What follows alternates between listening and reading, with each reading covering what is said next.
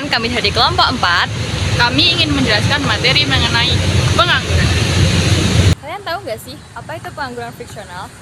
Jadi, pengangguran friksional adalah pengangguran disebabkan oleh waktu yang dibutuhkan orang untuk mencari pekerjaan. Istilah untuk menggambarkan fase ketika menganggur lantaran belum menemukan pekerjaan baru yang sesuai harapan. Kurikulum yang tidak sesuai. Peristiwanya, kurikulum tidak sesuai dengan tenaga kerja yang dicari oleh perusahaan, sehingga permintaan tenaga kerja berkurang. Kurva LD bergeser ke kiri yang mengakibatkan adanya pengangguran. Titik A sampai C sama dengan orang yang ingin bekerja. Titik A sampai B adalah orang yang mendapat pekerjaan. Titik B sampai C adalah orang yang tidak mendapat pekerjaan.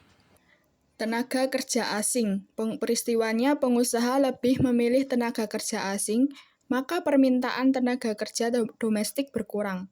LD bergeser ke kiri, akibatnya pengangguran. Titik A sampai titik C merupakan orang yang ingin bekerja, titik A sampai titik B merupakan orang yang mendapat pekerjaan, titik B sampai titik C merupakan orang yang menganggur. Nah, apa saja sih ciri-ciri pengangguran friksional? Yang pertama, bersifat sementara. Yang kedua, dalam fase sedang mencari pekerjaan. Yang ketiga, beralih ke pekerjaan baru. Yang keempat, menunggu panggilan kerja. Yang kelima, diberhentikan sementara oleh perusahaan. Selanjutnya, faktor penyebab pengangguran friksional. Yang pertama, tidak memiliki urgensi untuk mendapat pekerjaan. Setelah lulus, biasanya mahasiswa atau lulusan sekolah menengah atas memutuskan untuk rehat sejenak karena tidak ada desakan dari orang tua untuk bekerja serta tidak ada target karir dalam dirinya. Waktu rehatnya menjadi berkepanjangan. Yang kedua, menargetkan pekerjaan impian. Si B sudah lama mengincar perusahaan multinasional di Jakarta.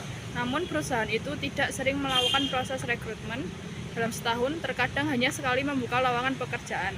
Karena si B lulus di awal tahun dan perusahaan membuka open recruitment akhir tahun, masa menganggurnya akan lama. Yang ketiga, terkena PHK dan belum mendapatkan ganti. Perusahaan C harus melakukan merger karena hampir bangkrut. Akhirnya, dengan alasan mengurangi biaya karyawan, perusahaan tersebut banyak melakukan PHK ke lebih dari 60% karyawan. Jumlah yang tidak sedikit dengan waktu PHK yang mendadak, tentu saja membuat karyawan-karyawan tersebut belum siap dan belum mendapatkan ganti pekerjaan pengganti. Lowongan pekerjaan tidak sesuai. Lowongan pekerjaan yang tidak sesuai dengan kualifikasi dan keterampilan. Nah, ternyata pengangguran juga memiliki beberapa pola loh. Yang pertama, friksional. Terjadi ketika orang mencari pekerjaan baru atau berpindah dari satu pekerjaan ke pekerjaan lain. Yang kedua, struktural. Terjadi ketika perubahan struktural dalam perekonomian menyebabkan pekerjaan tertentu menjadi tidak relevan atau berkurang. Yang ketiga, siklis.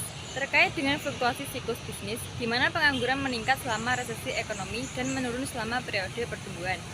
Yang keempat, musiman. Terjadi ketika pekerjaan hanya tersedia dalam periode tertentu, seperti di sektor pertanian atau pariwisata. Yang kelima, tersembunyi. Orang yang sebenarnya menganggur, tetapi tidak tercatat dalam statistik resmi karena mereka tidak mencari pekerjaan secara aktif atau tidak terdaftar sebagai pengangguran. Yang terakhir yaitu teknologi. Terjadi ketika teknologi berkembang dan menggantikan pekerjaan pada sebuah bidang. Apa saja dampak kebijakan upah dan serikat pekerja? Upah mempengaruhi tenaga kerja. Semakin tinggi upahnya, semakin tinggi pula penawaran tenaga kerja. Sebaliknya, semakin tinggi upahnya, permintaan terhadap tenaga kerja akan menurun. Jadi, upah tidak fleksibel.